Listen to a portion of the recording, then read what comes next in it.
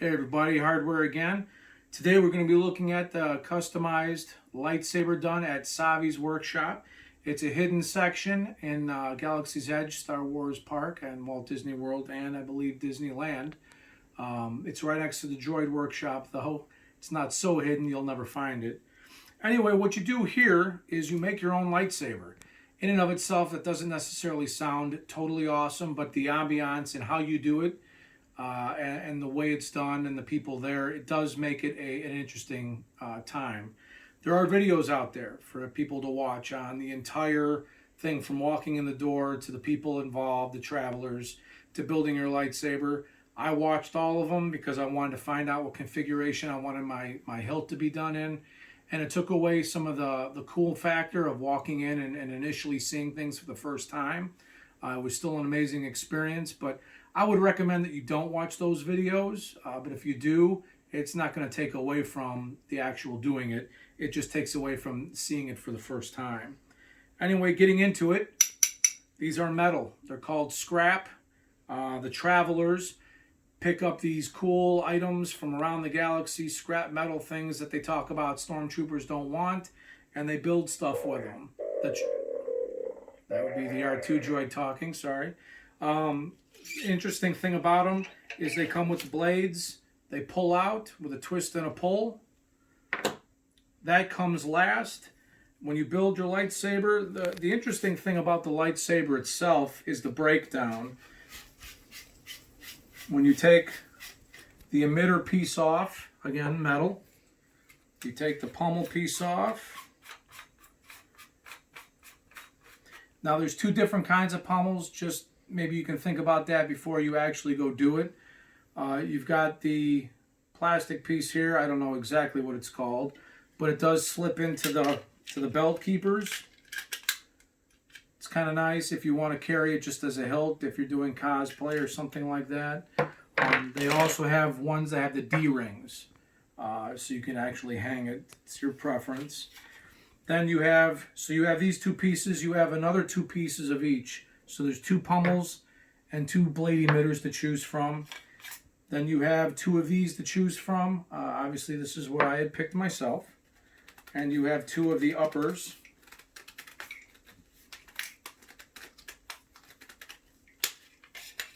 To choose from. Don't know why that was so tough to get off. Now on the inside you see it's blinking red. You take off the switch plates, and there's two different kinds of switch plates. This is the cool part. This is kind of the start of the whole thing, is that it gives you a kyber crystal, and you choose what kind of kyber crystal you want. Now, the interesting thing is that you can buy extra kyber crystals. There's only 4 that you can get through the workshop. There's red, purple, green, and blue, your basics. There is also yellow, white, and if you're lucky enough, and I have one, you can get a black kyber crystal, which is the onyx kyber crystal. And every one of these kyber crystals, when they go into the holocrons, they have different people that talk. I have no idea who this is yet. That's something that we'll go into down on the next video. The black one is a rare. I think it's 1 in 1,000 or 1 in 10,000, however it's stocked. That's Snoke. Anyway, when you choose blue, green, red, or purple. That tells you which kind of hilt pieces and scrap that you're going to be building your lightsaber with. So you take the red, you stick it into the middle, and your blade, like the FX lightsabers I have, are already red. I have all red. Depending on which kyber crystal you put into here, like right now I can go grab a purple kyber crystal and it will be a purple blade. I can go grab a green one and it'll be a green blade. When you put the red one in, obviously it's a red blade. So that's the interesting thing about the lightsaber when you're making them. They tell you how to put it together.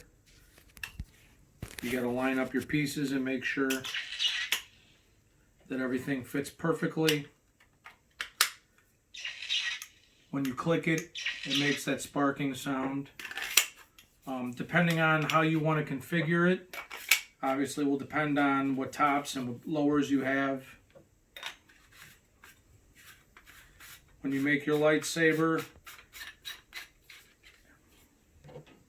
and put all your pieces together, at the very end,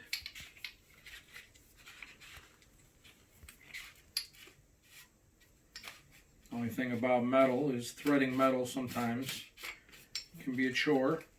At the very end, you take your hilt, they stick it in the table, which is when this piece comes. They put it together, makes its noise, and boom. You ignite, you hold it up, you wave it around, and everybody says how cool it is. It's an interesting experience. Again, it's not so much that you're paying for just a lightsaber. You're definitely not paying for a piece of plastic. You're paying for solid metal. You're getting a blade emitter you do not need to buy if you choose to go. You do not need to buy multiple blades unless you want to buy the legacy blade hilts, which I do not have.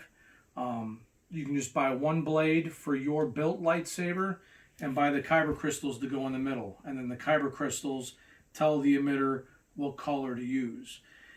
If you get the black one, which I'll probably show in a different video and go through all the different kyber crystals to go in the lightsaber, it just takes a while. It does not turn into a dark saber. It is red only. It just has a personality of Snoke, and it's a rarity. It's something kind of cool to have. So we'll go over the kyber crystals with the holocrons, both the Sith and the Jedi holocron, in the next video. But again, Savi's Workshop, custom lightsaber, build your own. Very cool. Good time. See you in the next video.